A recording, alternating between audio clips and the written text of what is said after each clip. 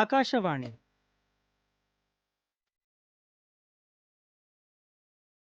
ಮನೋಚಿಂತನ ಮಾನಸಿಕ ಆರೋಗ್ಯದ ಅರಿವಿನ ಪ್ರಾಯೋಜಿತ ಕಾರ್ಯಕ್ರಮ ಸರಣಿ.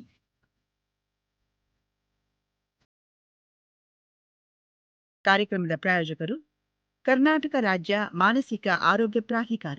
ನಮಸ್ಕಾರ ಶ್ರೋತೃಗಳೇ, ಜೂನ್ 26ರಂದು ಅಂತಾರಾಷ್ಟ್ರೀಯ ಮಾದಕ ವಸ್ತು ದುರುಪಯೋಗ ಮತ್ತು ಅಕ್ರಮ ಸಾಗಣೆ ವಿರೋಧಿ ದಿನವನ್ನ ಆಚರಿಸಲಾಯಿತು. ಇದೇ ದಿನ ರಾಜ್ಯದ ಮುಖ್ಯಮಂತ್ರಿಗಳು ಆಪರೇಷನ್ ರೈಸ್ ಹಾಗೂ ಬೇಡ ಬ್ರೋ ಅಭಿಯಾನಕ್ಕೆ ಚಾಲನೆ ನೀಡಿದ್ರು. ಏನಿದು ಆಪರೇಷನ್ ರೈಸ್ ಹಾಗೂ ಬೇಡ ಬ್ರೋ ಅನ್ನೋದಾದ್ರೆ, ರೈಸ್ RISE, ಆರ್ ಅಂದ್ರೆ ರೆಫ್ಯೂಸ್ ನಿರಾಕರಣೆ, ಐ ಅಂದ್ರೆ ಇನ್ಫರ್ಮ್ ಮಾಹಿತಿ ನೀಡುವಿಕೆ, ಎಸ್ ಅಂದ್ರೆ ಸಪೋರ್ಟ್ ಬೆಂಬಲ ನೀಡೋದು, ಇ ಅಂದ್ರೆ ಎಂಪವರ್ ಸಬಲೀಕರಣ. ಈ ವಿಷಯದ ಮೇಲೆ ಈ ಕಾರ್ಯಕ್ರಮವನ್ನ ರೂಪಿಸಲಾಗಿದೆ. ಹಾಗೆ ಬೇಡ ಬ್ರೋ 2028ರ ವೇಳೆಗೆ ಮಾದಕ ವಸ್ತು ಮುಕ್ತ ಕರ್ನಾಟಕ ರೂಪಿಸೋದು ಇದರ ಉದ್ದೇಶ. ಅದಕ್ಕಾಗಿ ಯುವ ಜನತೆ, ಶಿಕ್ಷಣ ಮತ್ತು ಸಮುದಾಯದ ಒಂದು ಸಹಭಾಗಿತ್ವ ತುಂಬಾ ಮುಖ್ಯ ಅಂತ ಕೂಡ ರಾಜ್ಯದ ಮುಖ್ಯಮಂತ್ರಿಗಳು ಹೇಳಿದ್ರು. ಇದೇ ವಿಷಯವಾಗಿ ಇನ್ನೂ ಹೆಚ್ಚಿನ ಮಾಹಿತಿ ನೀಡೋದಕ್ಕೆ ಇವತ್ತಿನ ಕಾರ್ಯಕ್ರಮದಲ್ಲಿ ನಮ್ಮ ಜೊತೆಯಾಗಿದ್ದಾರೆ ಡಾಕ್ಟರ್ ರಜನಿ ಪಿ, ಉಪನಿರ್ದೇಶಕರು ಮತ್ತು ಸಲಹೆಗಾರರು, ಮಾನಸಿಕ ಆರೋಗ್ಯ ವಿಭಾಗ, ಆರೋಗ್ಯ ಮತ್ತು ಕುಟುಂಬ ಕಲ್ಯಾಣ ಇಲಾಖೆ, ಕರ್ನಾಟಕ ಸರ್ಕಾರ. ನಮಸ್ಕಾರ, ಕಾರ್ಯಕ್ರಮಕ್ಕೆ ಸ್ವಾಗತ ಮೇಡಮ್. ನಮಸ್ಕಾರ. ಎಷ್ಟೇ ಜಾಗೃತಿಯನ್ನ ನಾವು ಮೂಡಿಸ್ತಾ ಇದ್ರು, ಸಮಾಜಕ್ಕೆ ಏನೇ ವಿಷಯವನ್ನ ತಲುಪಿಸ್ತಾ ಇದ್ರು, ಇದರಿಂದ ಮುಕ್ತರಾಗೋಕೆ ತುಂಬಾನೇ ಕಷ್ಟ ಆಗ್ತಾ ಇದೆ. ವ್ಯಸನಿಗಳು ಜಾಸ್ತಿ ಆಗ್ತಾನೇ ಇದ್ದಾರೆ.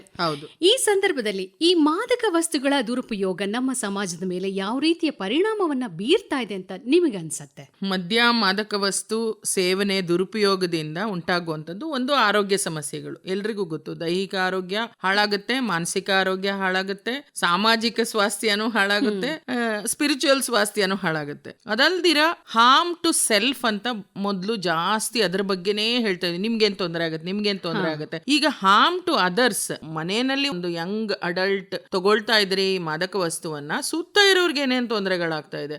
ನಾವು ಸ್ಮೋಕಿಂಗ್ ಅಲ್ಲಿ ನೋಡ್ತಾನೆ ಇದೀವಿ, second hand, third hand smoking ಅಂತ ಹೇಳ್ಬಿಟ್ಟು. ನೀವ್ ಯಾವಾಗ ಹೊಗೆ ಸೇವನೆ ಮಾಡ್ತೀರಾ, ಒಂದ್ 20-30% ಅಷ್ಟೇ ಒಳಗಡೆ ಹೋಗುತ್ತೆ, ಇನ್ ಮಿಕ್ಕಿದ್ದೆಲ್ಲ ಆಚೆ ಬರುತ್ತೆ. ಸೊ ಹಾರ್ಮ್ ಟು ಅದರ್ಸ್ ಅಂತೂ ಹ್ಯೂಜ್. ತುಂಬಾ ಈ ಸಾಮಾಜಿಕ ಸಮಸ್ಯೆಗಳ ಜೊತೆಗೆ ಬೇರೆ ರಸ್ತೆ ಅಪಘಾತಗಳು, ಕಾನೂನು ಉಲ್ಲಂಘನೆಗಳು, ಮತ್ತೆ ಈವನ್ ಜೈಲ್ ಸೇರೋ ಅಂತದ್ದು. ಈ ಲೆವೆಲ್ಗೆ ಅವ್ರಿಗೆ ತೊಂದರೆಗಳಾಗತ್ತೆ. ಸೊ ಕುಟುಂಬ ಕಲಹ ಅಂತೂ ಕೇಳೋ ಅಷ್ಟೇ ಇಲ್ಲ. ಅಂಡ್ ಮಾನಸಿಕ ತೊಂದರೆಗಳು, ಮತ್ತೆ ಪ್ರೊಡಕ್ಟಿವಿಟಿ ಕಡಿಮೆ ಆಗತ್ತೆ, ಉತ್ಪಾದನೆ ಅವ್ರು ಎಷ್ಟು ಮಾಡಕ್ಕಾಗತ್ತೆ, ಹಿಂಗೆ ಹಲವಾರು ಸಮಸ್ಯೆ ಇದರಲ್ಲಿ. ಈ ರೀತಿಯ ಯುವ ಜನರು ಈ ಮಾದಕ ವಸ್ತುಗಳ ಕಡೆಗೆ ಆಕರ್ಷಿತರಾಗೋದಕ್ಕೆ ಏನ್ ಕಾರಣ ಅಂತೀರಾ? ಹಲವಾರು ಕಾರಣಗಳು. ಒಂದು ವಲ್ನರಬಿಲಿಟಿ ಅಂತ ಹೇಳ್ತೀವಿ, ಜೆನೆಟಿಕ್ ವಲ್ನರಬಿಲಿಟಿ. ಏನಂದ್ರೆ ತಂದೆ ತಾಯಿಗಳಲ್ಲಿ ಈ ಮದ್ಯ, ಮಾದಕ ವಸ್ತು ಸೇವನೆಯ ಒಂದು ಚಟ ಇದ್ದಾಗ ಒಂದು ಮಟ್ಟದ ವಲ್ನರಬಿಲಿಟಿ ಇರುತ್ತೆ.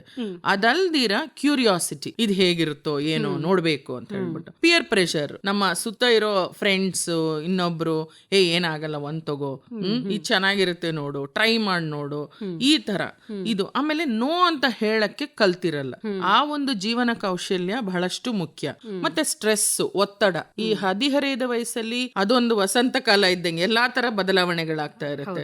ಮತ್ತೆ ಎಕ್ಸಾಮ್ ಫಿಯರ್ ಇರ್ಬೋದು, ಎಕ್ಸಾಮ್ ಸ್ಟ್ರೆಸ್ ಇರ್ಬೋದು, ಪರ್ಫಾರ್ಮೆನ್ಸ್ ಆಂಗ್ಸೈಟಿ ಇರಬಹುದು.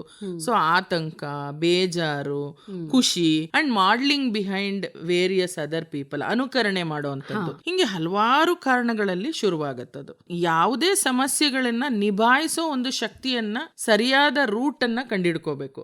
ಇನ್ನು ಈ ಯಾರಾದ್ರೂ ಮಾದಕ ವ್ಯಸನಕ್ಕೆ ಒಳಗಾಗಿದ್ದಾರೆ ಅನ್ನೋದಾದ್ರೆ ನಾವು ಗುರುತಿಸೋದು ಹೇಗೆ? ಯಾಕೆಂತಂದ್ರೆ ಕುಟುಂಬದಲ್ಲಿ ಮಕ್ಕಳು ಏನ್ ಮಾಡ್ತಿದ್ದಾರೆ ಅನ್ನೋದು ಗಮನಿಸ್ತಾ ಇದ್ರೂನುವೆ ಅವ್ರ ಹಿಂದೆನೆ ಬಿದ್ದಿರೋದಕ್ಕಂತೂ ಸಾಧ್ಯ ಇಲ್ಲ. ಸೊ ಹಾಗಾಗಿ ಅವ್ರನ್ನ ಗುರುತಿಸೋದು ಹೇಗೆ? ನಂಬಿಕೆ. ತಂದೆ ತಾಯಿ ಪಾಪ ನಂಬಿಕೆ ಇಟ್ಟಿರ್ತಾರೆ ಮಕ್ಕಳ ಮೇಲೆ, ಏನು ಮಾಡಲ್ಲ, ನನ್ ಮಗ ಇರ್ಬೋದು, ನನ್ ಮಗಳಿರ್ಬೋದು, ಬಹಳಷ್ಟು ನಮ್ಗೆ ಒಬಿಡಿಯಂಟ್ ಆಗಿರ್ತಾರೆ ಮಕ್ಕಳು, ನಾವ್ ಹೇಳ್ದಂಗೆ ಕೇಳ್ತಾರೆ. ಯಾಕಂದ್ರೆ ಮನೆಯಲ್ಲಿ ಅವ್ರ ವರ್ತನೆ ಹಾಗೆ ಇರುತ್ತೆ. ಹೌದು ಹೌದು. ಸೊ ಏನೇನ್ ನೋಡ್ಬೇಕು ಅಂದ್ರೆ ಅವ್ರ ವರ್ತನೆಯಲ್ಲಿ ಸ್ವಲ್ಪ ಹಠಾತ್ ಬದಲಾವಣೆಗಳು, ಓದು ಅಥವಾ ಕೆಲಸದಲ್ಲಿ ಆಸಕ್ತಿ ಕಡಿಮೆ ಆಗುವಂತದ್ದು, ಕುಟುಂಬದವರಿಂದ ಸ್ವಲ್ಪ ದೂರ ದೂರ ಇರುವಂತದ್ದು. ನಾನ್ ಫ್ರೆಂಡ್ಸ್ ಜೊತೆ ಹೋಗ್ತಾ ಇದ್ದೀನಿ, ಸಡನ್ ಆಗಿ ಲೇಟ್ ಆಗಿ ಬರೋದು, ಸಡನ್ ಆಗಿ 2 ದಿನ ಕಾಣಿಸೋದೇ ಇಲ್ಲ, ಹೆಚ್ಚು ಹಣದ ಅಗತ್ಯತೆ ಬರುವಂತದ್ದು, ನಿದ್ರೆ ಮತ್ತೆ ಆಹಾರದಲ್ಲಿ ಏರ್ಪೇರಾಗುವಂತದ್ದು, ಸಾಮಾನ್ಯ ಕಣ್ಣು ಕೆಂಪಗಾಗಿರುವಂತದ್ದು, ದೈಹಿಕ ಸ್ವಚ್ಛತೆ ಕಡೆ ಅವರು ಜಾಸ್ತಿ ಗಮನ ಕೊಡೋದಿಲ್ಲ. ಇಂಥ ಯಾವುದೇ ಲಕ್ಷಣಗಳು ಬಂದ್ರೆ, ಮತ್ತೆ ಅವರ ಸ್ನೇಹಿತರು ಯಾರ್ಯಾರು ಯಾರ್ಯಾರಿದ್ದಾರೆ ಸ್ವಲ್ಪ ಅದ್ರ ಬಗ್ಗೆ ಗಮನ ಹರಿಸ್ಬೇಕು. ಹಂಗಂತ ಇವತ್ತು ಇವ್ ಹೇಳ್ಬಿಟ್ಟಿದೀವಿ ಅಂತ ಪೂರ್ತಿ ಅವ್ರನ್ನ ಮೈಕ್ರೋ ಮ್ಯಾನೇಜ್ ಮಾಡಕ್ ಹೋದ್ರೆ ಅವ್ರಿಗೆ ಇರಿಟೇಷನ್ ಶುರುವಾಗತ್ತೆ. ಆ ಥರ ತುಂಬಾ ಗಾಬರಿ ಮಾಡ್ಕೊಂಡ್ರೇನೋ ಸಮಸ್ಯೆ ಆಗುತ್ತೆ. It should be A balanced one. ಅವರಲ್ಲಿ ಯಾವುದೇ ಒಂದು ಬದಲಾವಣೆಗಳಾದ್ರೂ ಏನಕ್ಕೂ ಇರಬಹುದು, ಅದು ಮಾನಸಿಕ ಒತ್ತಡಗಳು ಸಮಸ್ಯೆಗಳು ಇರುತ್ತೆ. ಈ ಯುವ ಜನರನ್ನ ಚಿಕ್ಕ ಹುಡುಗರನ್ನ ಸಾಮಾನ್ಯವಾಗಿ ನೋಡೋವಂಥದ್ದು ಬಹಳ ಮುಖ್ಯ. ಇನ್ನೊಂದೇನು ಅಂದರೆ 21 ವರ್ಷದ ಕೆಳಗೆ ನೀವು ಈ ಯಾವುದೇ ಮದ್ಯ ಮಾದಕ ವಸ್ತುಗಳ ಸೇವನೆಯನ್ನು ಶುರು ಮಾಡಿದರೆ ಅಡಿಕ್ಷನ್ಗೆ ಹೋಗೋ ಚಾನ್ಸಸ್ಸು ಜಾಸ್ತಿ ಇರುತ್ತೆ. ಸಾಮಾನ್ಯ ಯೂಸ್ 1-2ರಲ್ಲಿ ಶುರುವಾಗುತ್ತೆ. ನೀವು ಯಾವುದೇ ವಸ್ತುವನ್ನು ತಗೊಂಡ್ರೆ ಅದು ಹೋಗ್ತಾ ಹೋಗ್ತಾ ಜಾಸ್ತಿ ಆಗ್ತಾ ಹೋಗುತ್ತೆ. ಅದೇ ಟಾಲರೆನ್ಸ್ ಅಂತ ಹೇಳ್ತೀವಿ ಬ್ರೈನ್ ಅಲ್ಲಿ. ಈಗೇನು 1 ಸಿಗರೆಟ್ ಕುಡಿತಾ ಇರ್ತಾರೆ ಅದು 3 ಆಗತ್ತೆ, 8 ಆಗತ್ತೆ, 12 ಆಗತ್ತೆ, 30, 80 ತನಕ ಹೋಗ್ಬಿಡುತ್ತೆ.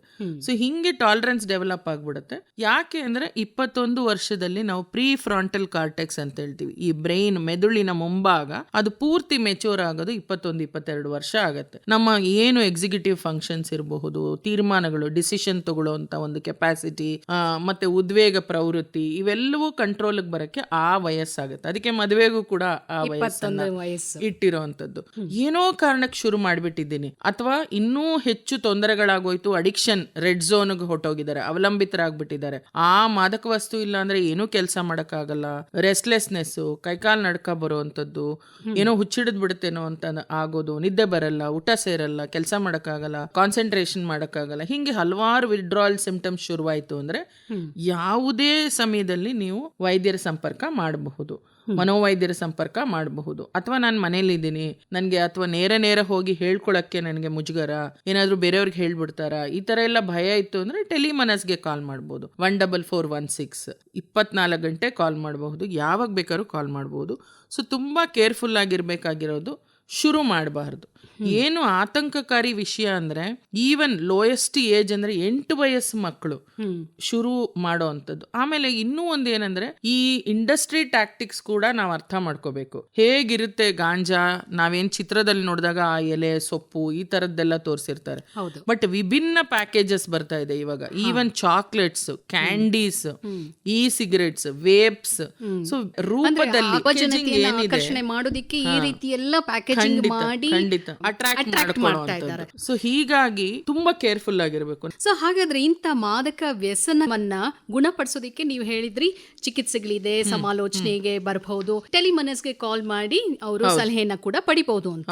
ಆದ್ರೆ ಪೋಷಕರು ಮಕ್ಕಳನ್ನ ಈ ಮಾದಕ ವಸ್ತುಗಳಿಂದ ದೂರ ಇಡೋದಿಕ್ಕೆ ಏನು ಕ್ರಮಗಳನ್ನ ಕೈಗೊಳ್ಬೇಕಾಗತ್ತೆ? ಸೊ ಒಂದು ಚಿಕ್ಕ ವಯಸ್ಸಿನಿಂದನೇ ಈ ಪೇರೆಂಟಿಂಗ್ ಅಂತ ಹೇಳ್ತೀವಿ, ಯಾವ ರೀತಿ ಪೋಷಣೆ ಮಾಡ್ಬೇಕು ಮಕ್ಕಳನ್ನ ಅಂತ ಹೇಳ್ಬಿಟ್ಟು, ಒಂದು ಚಿಕ್ಕ ವಯಸ್ಸಿನಿಂದನೇ ಅವ್ರ ಜೊತೆ ಸಮಯ ಕಳೆಯುವಂಥದ್ದು. ಒಂದು 40% ಏನ್ ನಮ್ಮ ಹತ್ರ ಪೇಷಂಟ್ಸ್ ಬರ್ತಾರೆ, ನಾವು ಅವ್ರನ್ನ ಯಾವಾಗ್ಲೂ ನಿಮ್ಮ ಬಾಲ್ಯ ಹೇಗಿತ್ತು ಸಾಮಾನ್ಯ ಕೇಳಿದಾಗ ಸುಮಾರು ಜನ ಏನ್ ಹೇಳ್ತಾರೆ, ನಮ್ ಬಾಲ್ಯ ಅಷ್ಟೊಂದ್ ಚೆನ್ನಾಗಿರ್ಲಿಲ್ಲ, ನಮ್ ತಂದೆ ತಾಯಿ ಇಬ್ರು ಕೆಲ್ಸಕ್ಕೆ ಹೊಟ್ಟೋಗ್ಬಿಡ್ತಿದ್ರು, ನಮ್ಮನ್ನ ಇಲ್ಲ ಕೇರ್ ಟೇಕರ್ ಜೊತೆ ಬಿಟ್ಬಿಡ್ತಿದ್ರು, ಇಲ್ಲ ಅಜ್ಜಿ ಮನೇಲಿ ಒಂದ್ ಸ್ವಲ್ಪ ದಿನ, ಇಲ್ಲ ಇನ್ನು ಕ್ರೀಚಲ್ಲಿ ಒಂದಷ್ಟು ಜನ, ಇನ್ನೊಂದ್ ದಿನ ರಿಲೇಟಿವ್ಸ್, ಆ ವಾತಾವರಣ ಎಷ್ಟೊಂದ್ ಮನೇಲಿ. ಅಫ್ಕೋರ್ಸ್ ಪಾಪ ತಂದೆ ತಾಯಿ ಅವ್ರಿಗೆ ಆಗಷ್ಟು ಟ್ರೈ ಮಾಡಿರ್ತಾರೆ, ಯಾರು ಮಕ್ಕಳನ್ನ ಬೇರೆ ಕಡೆ ಬಿಟ್ಟಿರ್ಬೇಕು ಅಂತ ಆಸೆ ಇರಲ್ಲ. ಬಟ್ ಈಗಿರುವಂತ ಒಂದು ಒತ್ತಡದ ಜೀವನ, ಒಂದು ಟ್ರಾಫಿಕ್, ಹೋಗಿ ಬರ್ಲಿಕ್ಕೇನೆ 3 ಅವರ್ ಆಗತ್ತೆ, ಜೊತೆಗೆ ಮೊಬೈಲ್, ಇಡೀ ಪ್ರಪಂಚನೇ ಕೈಯಲ್ಲಿದೆ, ಆನ್ಲೈನ್ ಅಲ್ಲೇನೆ ಸುಮಾರು ವಿಚಾರಗಳು ಸಿಗ್ತಾ ಇದೆ. ಸೊ ಚಿಕ್ಕ ವಯಸ್ಸಿನಿಂದನೇ ಮೊಬೈಲ್ ನ ಬಂದು ಡಿಲೇ ಇನ್ ಎಕ್ಸ್ಪೋಜರ್ ಅಂತ ಹೇಳ್ತೀವಿ. ಏನಂದ್ರೆ ಅದನ್ನ ತೋರ್ಸೋಂತದ್ದು ವಯಸ್ಸನ್ನೇ ಬಹಳ ಡಿಲೇ ಮಾಡ್ಬೇಕು. ಮುಂಚೆ ಎಲ್ಲ ಏನ್ ಹೇಳ್ತಿದ್ವಿ, ನೀವು 12th ಕ್ಲಾಸ್ ತನಕ ಮೊಬೈಲೇ ಕೊಡಬೇಡಿ ಅಂತೆಲ್ಲ ಹೇಳ್ತಿದ್ವಿ ಒಂದು 10 ವರ್ಷ ಮುಂಚೆ.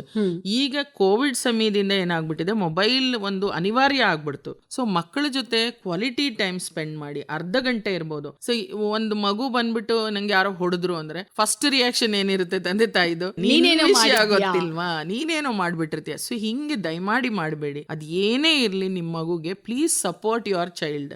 ಇಲ್ಲ ಅಂದ್ರೆ ಏನೋ ದೊಡ್ಡ ಅನಾಹುತ ಆದ್ರೇನೋ ಬಂದ್ ಹೇಳೋದಿಲ್ಲ ಮಕ್ಕಳು. ಹಂಗಾಗಿ ಪೇರೆಂಟಿಂಗ್ ತುಂಬಾ ಇಂಪಾರ್ಟೆಂಟ್. ಇದು ಒಳ್ಳೆ ಪ್ರಶ್ನೆ ಕೇಳಿದಿರ. ಸೊ ಆ ಮಕ್ಕಳ ಜೊತೆ ಸಮಯ ಕಳಿಬೇಕು. ಅವ್ರದ್ದು ಏನೇ ಸಮಸ್ಯೆ ಇದೆಯೇನೋ ಕಿವಿಗೊಟ್ಟು ಆಲ್ಸಿ, ಯಾವಾಗೂ ಮಾರ್ಕ್ಸ್ ಈ ತರ ತಗೋಬೇಕು, 98 ತಗೋಬೇಕು, ಇದೇ ಮಾತುಗಳಿರುತ್ತೆ. ನೀನ್ ಒಂದ್ ಕಷ್ಟ ಬಂದ್ರೆ ಹೇಗ್ ನಿಭಾಯಿಸೋದು. ಅಂಡ್ ತಂದೆ ತಾಯಿಗಳಲ್ಲಿ ಜಗಳಗಳು ಅಕಸ್ಮಾತ್ ಬಂತು ಅಂದ್ರೆ ಕೂಡ ಅದನ್ನ ಬೇಗ ಕೂತ್ಕೊಂಡು ಸಾಲ್ವ್ ಮಾಡ್ಕೋಬೇಕು. ತಮ್ಮ ಹತ್ರ ಸಾಲ್ವ್ ಆಗಿಲ್ಲ ಅಂದ್ರೆ ಮನೋವೈದ್ಯರ ಹತ್ರ ಬಂದು ಒಂದು ಸಮಾಲೋಚನೆ, ಒಂದು ಡಿಸ್ಕಷನ್ ಮಾಡಿ. ತಂದೆ ತಾಯಿಗಳಲ್ಲಿ ಜಗಳ ಇದ್ರೆ ಕೂಡ ಚಿಲ್ಡ್ರನ್ ಅವರು ಬಂದು ವಲ್ನರಬಲ್ ಮಾನಸಿಕ ಆರೋಗ್ಯ ಹದಗೆಡುತ್ತೆ. ಸೊ ಮಾನಸಿಕ ಆರೋಗ್ಯ ಹದಗೆಟ್ಟ ತಕ್ಷಣ ಆತಂಕ, ಬೇಜಾರು ಇವೆಲ್ಲ ಶುರುವಾದಾಗ ಈ ಕಡೆ ಬೇರೆ ಯಾರ ಪ್ರೀತಿ ತೋರಿಸ್ತಾರೆ, ಯಾರೇನೋ ಒಂದ್ ಬೇರೆ ಸಬ್ಸ್ಟೆನ್ಸಸ್ ಆ ಕಡೆ ಹೋಗೋ ಚಾನ್ಸಸ್ ಜಾಸ್ತಿ ಇರುತ್ತೆ.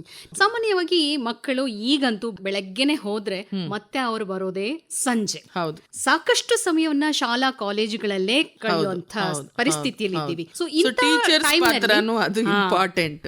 ಯಾಕಂದ್ರೆ ಈ ಪೋಷಕರು ಒಂದ್ ಸ್ವಲ್ಪ ಟೈಮ್ ಸಿಗ್ತಾರೆ, ಬಟ್ ಟೀಚರ್ಸ್ಗೆ ಮಕ್ಕಳು ಬಹಳಷ್ಟು ಸಮಯ ಸಿಗ್ತಾರೆ. ಅಗೇನ್ ಟೀಚರ್ಸ್ಗೂ ಅದೇನೆ, ಯಾವುದೇ ಮಗು ಬಂದು ಲೇಟ್ ಆಗಿ ಬರ್ತಾ ಇದೆ, ಬಂಕ್ ಮಾಡ್ತಾ ಇದೆ, ಅಥವಾ ಗಮನ ಹರಿಸ್ತಾ ಇಲ್ಲ, ಏನೋ ಒಂದು ಅನುಮಾನಾಸ್ಪದವಾದ ಒಂದು ನಡವಳಿಕೆ, ಇದು ಯಾವುದೇ ಇದ್ರೂ ಟೀಚರ್ಸ್ಗೆ ಬೇಗ ಗೊತ್ತಾಗುತ್ತೆ. ಇದು ತುಂಬಾ ಇಂಪಾರ್ಟೆಂಟ್. ಯಾಕಂದ್ರೆ ಸಡನ್ ಆಗಿ ಏನೋ ಬ್ಯಾಗ್ ಚೆಕ್ ಮಾಡೋದು, ಇನ್ನೇನೋ ಒಂದು ಎಲ್ಲಾರ ಮುಂದೆ ತೆಗೆದು ಬಿಡೋದು, ಅದನ್ನೇ ಎಲ್ರ ಮುಂದೆ ಪ್ರದರ್ಶಿಸ್ಬಿಡೋದು, ಈ ತರ ಮಾಡೋದು ಬಹಳ ತಪ್ಪಾಗ್ಬಿಡುತ್ತೆ. ಅಕಸ್ಮಾತ್ ಇವಾಗ ರ್ಯಾಂಡಮ್ ಆಗಿ ಬ್ಯಾಗ್ಸ್ ಚೆಕ್ ಮಾಡಿದ್ರೆ ಕೂಡ ಏನೋ ಒಂದು ಪದಾರ್ಥ ಸಿಕ್ತು, ಅವರಿಗೆ ಡೌಟ್ ಬಂತು ಅಥವಾ ಖಚಿತವಾಗಿ ಗೊತ್ತಾಯ್ತು ಅಂದ್ರೆ ಸಪರೇಟ್ ಆಗಿ ಹೋಗಿ ಮಗುನ ಯಾರಿಗೂ ಗೊತ್ತಾಗದಂಗೆ ಕರ್ಕೊಂಡು ಹೋಗಿ, ಯಂಗ್ಸ್ಟರ್ ಇರಬಹುದು, ಹದಿಹರೆಯದವ್ರು ಇರ್ಬೋದು, ಚಿಕ್ಕ ಮಕ್ಳು ಇರ್ಬೋದು, ಸಪರೇಟ್ ಆಗಿ ಕರ್ಕೊಂಡು ಹೋಗಿ ಮಾತಾಡಿಸಿ ಸಮಾಲೋಚನೆ ಮಾಡಿ ಏನಾದ್ರು ದೊಡ್ಡ ತೊಂದರೆ ಇತ್ತು ಅಂದ್ರೆ ಮತ್ತೆ ನಮ್ಮ ತರಹ ಮನೋವೈದ್ಯರ ಹತ್ರ ಕಳಿಸಬಹುದು.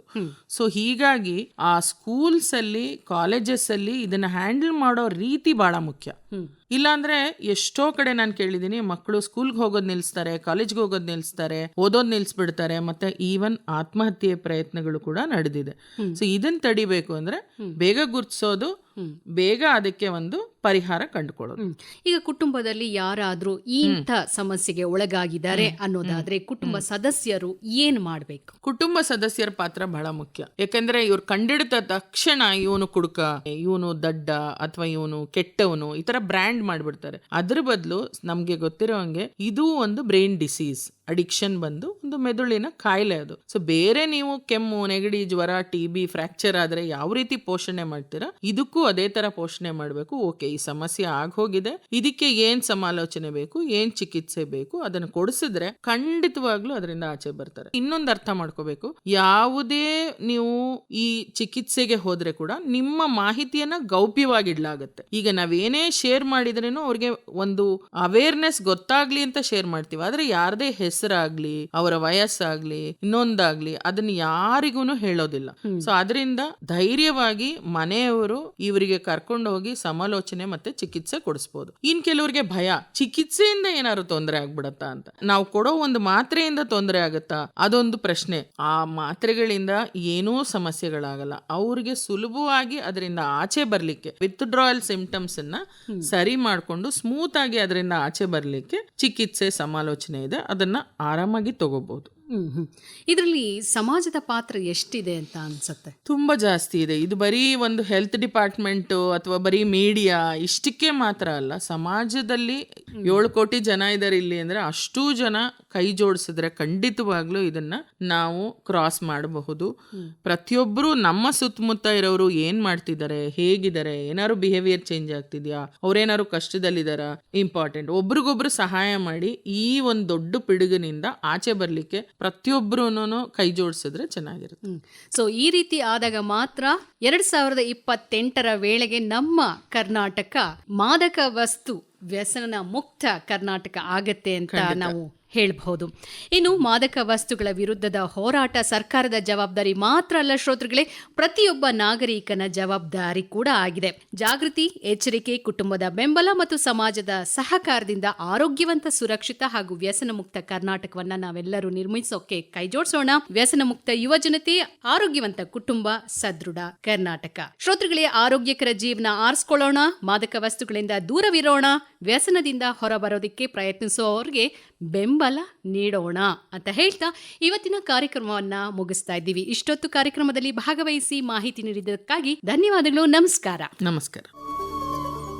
ಮನೋಚಿಂತನ, ಮಾನಸಿಕ ಆರೋಗ್ಯದ ಅರಿವಿನ ಪ್ರಾಯೋಜಿತ ಕಾರ್ಯಕ್ರಮ ಸರಣಿ.